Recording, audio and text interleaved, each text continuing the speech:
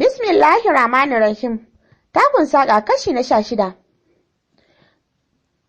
8:16 ya shigo gidan. Lokacin sai Idris da dawowarsu daga sallar Isha'i babu jimawa. Na baje a falo suna kallon kwallo. Duk sun cika falon da hayaniyar gardamar su. Khalid ya fito daga kitchen rike da drink ne. Ya fara farga da masa da ko sallamar sa basu ji ba. Cikin dan daga murya yanda za su fahimta yace barka da dawowa masta. A take falon kuwa ya duk suka jiyo ga kofa. Cikin dan hararar ya ajiye lodojin da ya shigo musu da shi. Ya haura sama da daya. Ba tare da ya amsa sannu da zuwan da suka faɗa baki wajen masa ba. Suna ganin ya gama haihuwa har girgen tasowa Zaini da bai jima da dawowa gidan ba suke shi da Salisu wajen zuwa su dauka ledojin da ya ajiye musu. Su ma sauran tasowa suke akan ledojin cike da farin ciki da kaunar mastan nasu.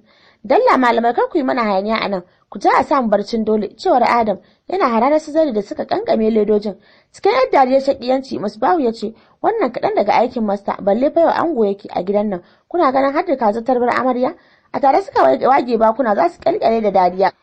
Idris ya musu nuni da sama sauran saka hannayensu suka dabe bakunan su kowa na kokarin danne tashi. Daga haka suka koma tsakiyar falon zaune Salis na kokarin bude ledojin da ke dauke da kwalayen pizza da shawarma. Sosai suka shiga farin ciki kowa ya ja shawarma ɗaya dan dama a lissafi suke pizza kuwa kwali 4 ce ita ma. Daga bangaren Oga Masta kuwa ko da ya haura sama a falo ya ajiye ledar ya nufi bedroom ɗinsa. Kusan mintuna 15 sai gashi ya fito. Ya sake daukar ledar ya nufi ɗakin da ya kai hibba ɗazun. A yanda suka bar ta haka ya iske ta. Ya ajiye ledar a saman miro fuskar sana sake tsukewa. Ledar da Habib ya ajiye ɗazun ya dauka. Ya zaro hankicin ɗin cikin ta yana nufar gadon. Wata rikwafa ya daidai yana rankwafowa akan hibba da bata ma san yanayi ba. Kansa tsaye dora hanki din saman hancinta.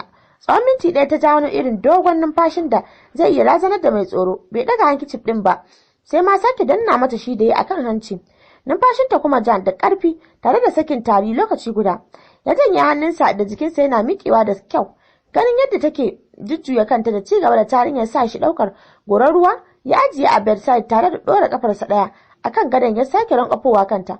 Murfin goron ruwan mai ɗan sanyi ya balle ya shiga tsiyaya mata a saitin wuyanta duk da akwai hijab a jikinta har yanzu dan basu cire mata ba. Yanda yake kwarara ruwan ne ya sa shi tsalle har saman fuskarta zuwa kirjinta da kan gadon. Ta wata irin zabura da jawo hankalin numfashinta da ƙarfi ya iso har cikin hancinta. Duk da wani irin nauyi da jikinta ya mata hakan bai hana ta ɗago hannunta ba ta cika ƙoƙarin sharce ruwan da har yanzu yake kwarara mata. Ɗaya hannunta ta kai cikin lalube da rashin ƙarfin jikinta da nufin tura ruwan da ke sako mata. Sai dai hannun nata bai kai ba sai kafarsa da ta ɗan shafo kaɗan ta ajiye sa sharaf tana ƙoƙarin son bude idanunta da suka yi matuƙar nauyi. Dakatawa da tsiyaya mata ruwan. Jin ta fara magana a fuske. Yaya Muhammad kar ku daura za su kashe ku. Ta shiga faɗa a rarrabe cikin ƙoƙarin fusgar numfashi da yunkurin son tashi. Sai dai kuma luhu ta koma ya rabu bisa gadon don san babu wani ƙarfi tare da ita. Hasali ma abun bai gama sakin ta ba baki ɗaya. Fahimtar hakan da ne ya saka shi jan tsaki da cillar da goron ruwan yana sauke kafa sai miƙe tsaye sosai. Kallon sa ya kai ga agogon hannunsa yana sake tsuke fuska. Tunanin me yayi oho masa sai kawai ya ja bargo a dan fusace ya lulluba mata tare da sake rankwafowa ya kama hijab din jikinta ya ja da karfi ya farke sa. Jan sai ya baya fita daga wuyanta. Daga haka ya dauka ledan da ya shigo da ita ya fice ransa falta kaici.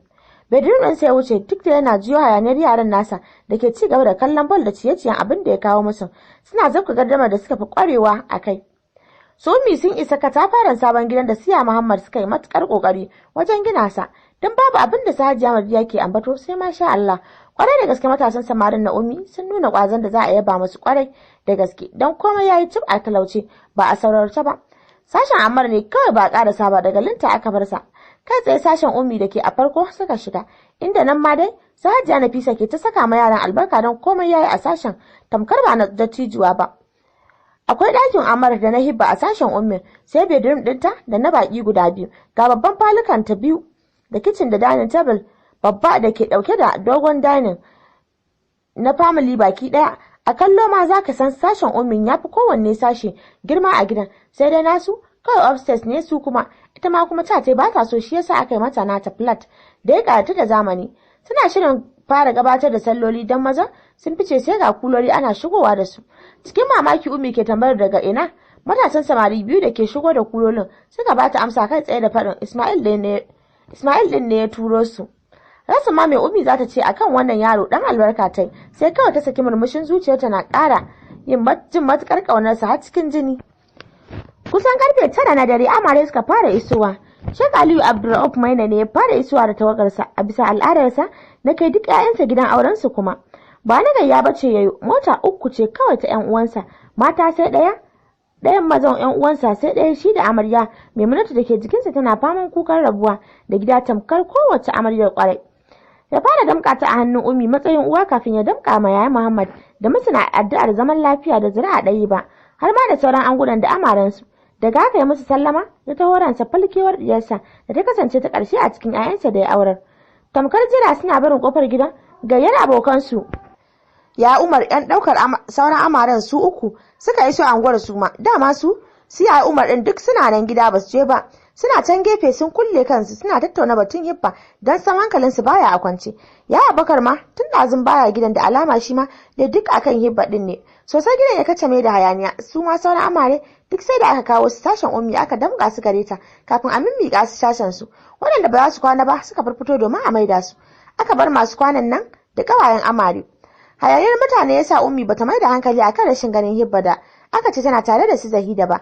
Gaba ɗaya hankalinta ya ɗauke, har ta kai gidan ya koma tsit, bata san kai kawo da kulle-kullen da 'ya'yan ke ta faman yi ba akan autar tasu.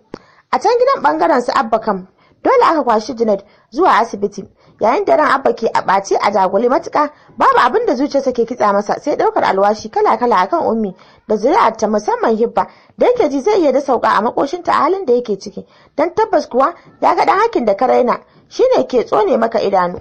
Har yaushe ma aka samu cikin Hibba aka haife ta da za ta iya ruguza masa shirinsa na tsawon shekara da shekaru. Ba ma ita ba, hatta da masadin ya dauki alwashin ba zai bari ba, dan da alama Hibba da su Ummi din ne suka sa shi wargaza zancen auren. Irin waɗannan tunane-tunane yake ta faman yi da kai kawo a ɗakinsa tun barin su Momi da Junaid zuwa asibiti, sai hayaniyar 'yan biki da har yanzu suke ta gutsuri tsoma yake faman jiyowa. Wanda sai ɗauka ya shiga neman namba AG amma sai ta ki shiga saboda network. Cike da haushi ya wurga ta saman gadon yana dafe kai, tsabar ru'anin da yake ciki ko sallah bai yi ba. Gaba ɗaya yinin yau babu azarar la'asar magarib balle isha'i, bai kuma yi tunanin yin su ba. Har dare ya raba ya ci gaba da kullawa da kwanciya ba tare da ya samu wata mafita ba akan al'amarin. Daga wajen amare kuwa su Amla kuka sun shashi har sun gode ma Allah. Su kansu babu irin kalar tsinuwa da zagin da basu rakito sun sauke akan Ummi ba. Ga kawayen suna taya su da tunzurawa. Tashin hankalin dukan da Ismailu ya Junaid ne ya dauke hankalinsu zuwa can su ma suka basu Momi asibiti don suna tsananin son dan uwan nasu, ɗaya namiji tilo a cikin su. To har dai gari ya tsit alamar rabawar dare, babu wanda ya dawo daga asibitin, haka ma sauran 'yan biki babu wanda ya farga da rashin su Ummi balle tunanin rashin kawo amare har yanzu.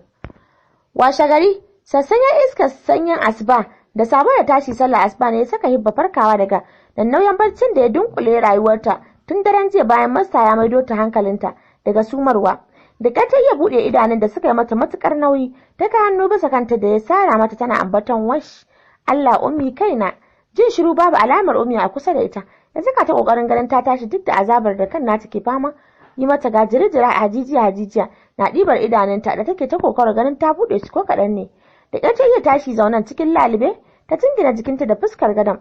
Tsawon mintuna kusan 10 ta ja a zaune haka, duk da kuwa hannuwan tana jiyo mata sallah a mabambanta masallatin da take jin tamkar ba na anguwarsu ba. Sai da yanayin nata dan daidaita ta sake shiga kokawar buɗe idanun tana ambaton sunayen Allah. Dishi take ganin ɗakin da ya kasance bako a gare ta. Har ganin nata ya dan daidaita, tabbas wannan ba ɗakin ta bane ba kuma ɗakin ummin ta bane ba. To ina ne? Ta ayyana a zuciyarta tana sake bin ɗakin da kallo cikin ƙarfin hali. Sabon gidanmu, zuciyarta ta sake ayyano mata duk da ba ta ji gamsuwa ba a cikin ranta. Ko kawai son tunano abin da ya faru jiya ta shiga yi da zuciyarta. Cikin amincin Allah kuwa komai ya shiga dawo mata dalla-dalla. Kirjin ce wata irin azabar bugawa ta zabura da niyyar dira a gadon, sai dai rashin karfin jiki ya dakatar da ita ga hakan. Inna lillahi wa inna ilaihi raji'un. Ina ne nan? Wane ne na shiga motarsa? Ta faɗa a fili, jikinta na rawa. Sakkowa ta yi a gadon cikin dabara. Ta kokarin kunna wutar ɗakin mai haske. A take ko ina ya gauraye kasancewar akwai wutar. Da bango ta nufi kofar da ta gani, sai dai ko da ta murza a kulle take. A take wani tsoro ya sake dirar mata a rai. Ta zame a hankali ta yi ƙasa, zuciyarta na wani irin tsintsinkewa. Idan har hashashinta ya yi daidai, azzalimi Abba ne ya fargana, na ji sirrin sai yasa aka sato ni aka kawo nan. Shikenan an daura auren yayuna da 'ya'yansa. Shikenan zai kashe min 'yan uwa. ta shiga ayyano hakan a ranta. Ta saurin dafe kanta da ya sake sara mata. Amma abba, me muka yi maka da zafi haka? Me yasa kai azalimi ne mace amana? Ya Allah ka kare min ahalina daga cutarwa waɗannan azalumai, fasikan mutane. Ya Allah ba mu da wani ƙarfi sai naka. Kai ne bangon mu abin jingina, ka tallafi maraicin mu da na mahaifiyar mu, ka ba mu kariya. Yadda take magana tana kuka abin tausayi. Sai kuma ta dan zabura ta saboda tunowa da ko sallar azhar na ranar jiya ba ta yi ba, dan a daidai lokacin da ake yin ta tana tare da su abba. Mikewa ta yi a zabure. Duk da jinin da ke kwasa ta bata saurara ba sai da ta gangane da kofar da take ta zaton toilet ne da kyar. Cikin sa'a ko ta samu toilet din ne, duk kuma abin amfani akwai shi a ciki. Shawarar zuciyarta ta bi cike da dauriya ta haɗa ruwan wanka mai zafi sosai. Kayanta ta cire tana faman layi da dafe kai. Bayan ta cire kayanta da ƙyar cikin ruwan ta shige, gaba ɗayanta tana sauke nan nauyin ajiyar zuciya da numfashi. Yanda ruwan ke ratsa kowace gaba ta jikinta, haka jijiyoyin jikinta ke saki a hankali. Wani ɗan ƙarfin na mamaye ta. Sai ta hankalinta ya dawo jikinta kafin ta miƙe daga ruwan da har ya huce ta yi wanka sama-sama. Ganin sabon brush ya sa ta ɗauka, ta yi sannan ta ɗaura alwala. Ta san ba ta da wasu kayan anan, babu kuma tabbacin samu don haka ta maida wanda ta cire ta fito. Dan gaba ɗaya hankalinta kuma ya koma ne ga sallolin da ke a kanta. Dan kwalinta ta shimfiɗa a ƙasa tare da ɗaukar gyagaggen hijab ɗinta. Ta kulle daidai wuyan ta saka tana mamakin yanda aka ya yage haka ta tada sallah. Dikin da shedan ya so mata kutse cikin sallar da bijiro mata damuwa da tashin hankalin da take a ciki. Haka ta dinga ture su ta yi sallar ta a tsanake, tana faman zirarar da hawaye. Tsaf. Ta kammala rama sallolin har zuwa sallar asbahi. Ta ja doguwar addu'a akan wannan yanayi da suke ciki tana kuka. Ta jima a wajen zaune har rana ta fito sosai. Agogon ɗakin ta kalla ganin 8 har ta yasa ta miƙewa ta sake nufar gadon saboda yunwar da take ji da rashin ƙarfin jikinta. Karab idanunta suka sauka akan wayarta da ke tsakiyar gadon. Da alama dai a wajen barci ta fita daga cikin jikinta. Wani irin daɗi ne ya lullube ta, ta kai hannu ta ɗauka da sauri tana murmushi da share hawayenta. Cikin rawar jiki da matsanancin ɗoki ta danna kiran lambar ya Muhammad. Sai dan garba hannuwanta take yi da cizon lips ɗinta na ƙasa cike da zumuɗin son jin ya ɗauka. Ko zaki shekara kiransu ba za su gani ba, ko da ko ta shiga ne. Wata kasatacciyar murya a zabura ba ta jiyo duk da rashin ƙarfin da jikinta ke da shi. Babu shiri ta sake zabura ta baya, duk da ko ta yi tunanin shi din za ta gani a nan tunda yaron su abba ne. Shirem ta faɗa a ɗan kausashi tana masa wani irin kallon tsana. AKA Master ya faɗa yana ci gaba da takowa cikin izza da ƙasaitarsa. Tsakiyar ɗakin sai da ya zo gab da ita ya kai hannu saman face nashi ya cire face mask ɗin face ɗin Shirem ɗin. What? Hibba ta faɗa tana sakin wayar ta a ƙasa ɗan firgici. Wani ƙasaitaccen murmushi ya saki da ci gaba da takawa gabanta. Har yanzu hannayensa duka na zube cikin aljihun wandon jeans ɗin jikinsa. Ganin yadda yake tunkaro ta yasa ta fara ja baya, tana jifansa da wani irin kallon tsana da rudanin ganin face mask a matsayin fuskar Shirem. Kenan sace Shirem ya maye gurbinsa da shi? Jin ta dangane da jikin bango yasa ta rumtse idanunta da ƙarfi, zuciyarta na wani irin harbawa don gaba ɗaya ta ma rikice, gashi babu ƙarfin yin tsiwar da ke cin ranta gare shi. Sosai ya matsa jikinta har suna jin fita da saukar numfashin juna. Hibba ta sake makurewa a bango don tsoro da rashin sabo. Shi ko tsumammun idanunsa ya zuba ma fuskarta tare da zaro hannunsa ɗaya daga aljihun wandon ya ɗaura bisa bangon ya tokare ta ganin za ta zille. Matsa jikinta ta yi da sake rumtse idanunta don har cikin ranta ba ta fatan ya taɓa ta ko don tuna azantar da suke aikatawa shi da su abba da ta yi. Shuka fuskar sai ya sake kaiwa gab da tata, tamkar zai haɗe bakinsu sai kuma ya waske akan kunnenta. Cikin kaushin muryarsa mai amo da saka razani ga abokin gaba ya fara magana. Babu farauta mafi wahala a duniya sama da ta damisa. Daga yau daga yanzu ki sani, Masta tamkar Google yake. A kowane lungu da sako yana da ido tamkar Google a yanar gizo. Duk wanda ya ce zai hana ni barci shi ma ba zai yi nasa ba. Ina fatan kin gane karatun. Ya kare magana da ɗan bubbuga hannunsa jikin bangon cike da tabbatarwa da kaushin murya yana jan jikinsa baya. Nan nauyin numfashi ba ta fuska jin ya matsa a jikinta. Ta bude idanunta ta watsa bayansa da ya juya harara. Cikin yunkurowar tsiwar tata da a yanzu ta samu filin fita ta ce, ni kuma Muhibbat Aliyu Hamza Gwarzo, sai na karya wannan alwashin naka. Ina a cikin gidan nan tare da kai, zan yi sanadin da za a farauce ka cikin sauki a kuma kama ka. Idan takamar ka haɗa hannu da munafukai, kuna zaluntar mutane ku sani, ko ina ba za ku je ba, kuma wallahi ko kwarza ne ya samu ɗaya daga cikin yayuna sai ka yi nadama daga kai har su ƙazamu masu ɓoyayyar manufa suna aikata ƙazanta da fasadi a ban ƙasa. Shirem kuma da ka saci fuskarsa ka zo ka wargaza auren mu a ranar ɗaura sa, idan ma ɓoye sa kai ko halaka shi ka sani sai na ɗiba fansar jininsa a kanka. Wani shegen malalacin murmushi ya saki tare da fara tafa hannayensa a hankali, yana juyowa gare ta cikin salo da kasaita. Nice baby girl, ina son irin haka. Sai kuma ya tarke fuska yana sauke mata razanannen kallon da har cikin ranta take jin har ta cikin tana kadawa. Amma tsaurin ido da tsiwa ya sa ta kokarin danne haka, tana hararsa har ya ƙara takowa inda take. Gira ɗaya ɗage da yin mutsu fitina da idanunsa. Da ni masa kike tunanin yin takun saka? Lalle zan baki dama. Tabbas kuwa zan baki, amma sharaɗin faduwa ko nasara zan zartar da su ne a lokacin da ɗaya ta kasance. Ko ka bani ko kar ka bani dama ta a hannuna take, na tona muku asiri. Satona da kuka yi nan ba shi ke nufin nasara ba ko ci gaba da rufuwar sirrinku. Ɗaura auren yayyena da yayyansa da suka ƙulla ba shi ke nufin nasarar ku ba akan ahalina ba. Da haka ka sani takun saƙa da kai dama a cikinta nake tsindum, don ba komai a harin farko na maka tambarin da ya saka gudun ceton rai ba tare da kai tsammani ba, mai idon gwagwal. Kafa yasa ya tare ta fada saman gadon cikin zafin naman da Allah ya azurta shi da shi. Ya daura kafarsa ɗaya akan gadon tare da rankwafowa kanta. Irmi tsitsiyar bindigar da ya zaro a aljihun bayan wandonsa ya daura mata akan kunne, yana zuba birgitattun idanunsa cikin tsakiyar kanta. Zan iya kashe ki a cikin wannan gidan na binne gawarki ba tare da wani mahaluki ya taba tunanin binciko inda na kafa ramin ba. Himma ta haɗiye yayu da ƙoƙarin haɗiye tsoronta ta zuba masa harara. Don ka kashe ni ai ba abin mamaki ba ne. Mutumin da yake gawurtaccen ɗan homo ne, kashe rai zai zama abin damuwa a gare sa. Wa ma ya san iya adadin nawa ka kashe ka binne a gidan? A yadda ta magana cikin tsoro da ƙarfin hali, ya matuƙar bashi dariya, sai dai ya shanye a barsa cikin rai.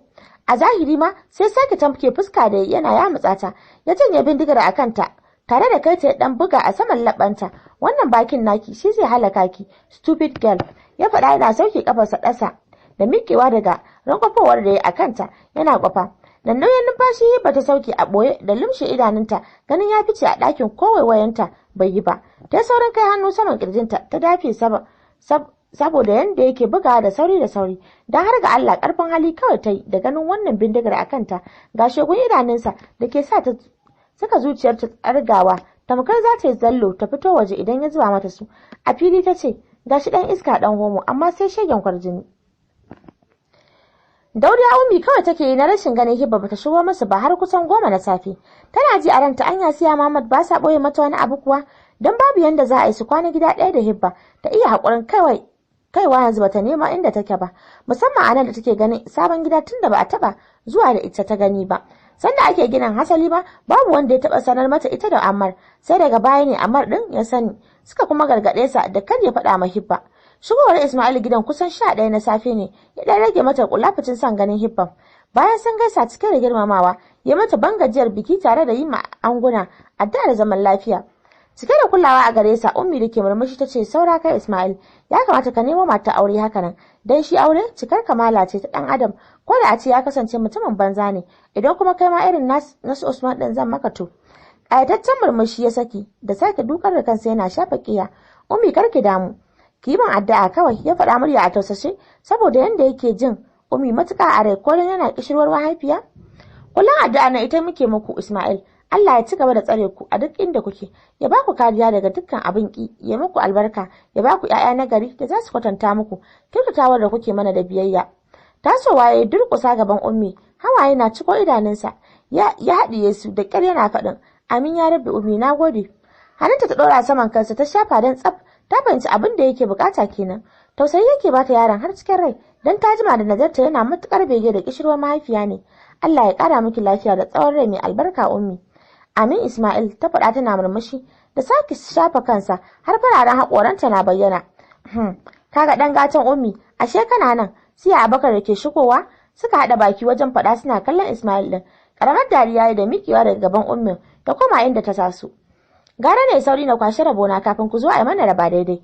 Usman da ke dariya ce, gaskiya Ismail, I'm jealous. Dariya suka sanya gaba ɗayansu har da Ummi kafin su karaso cikin ɗaki su mimmiƙa masa hannu har yaya Muhammad. Daga haka suka zauna aka dasa sabuwar hira da ta sake ɗauke hankalin Ummi, duk da kuwa zuciyar tata na ga son ganin Hibba ta shigo, don a cikin firar ma suna sako sunanta da rashin jinta suna dariya. Ba su taso gaban Ummi ba sai karfe 1 suka fito masallaci. Daga nan Ismail ya gaba, su kuma suka koma cikin gidan da yake ƙara cika da dangin amare 'yan buɗar kai don yau anguna za su shiga ɗakunansu. To, masu sauraro, anan za mu dakata.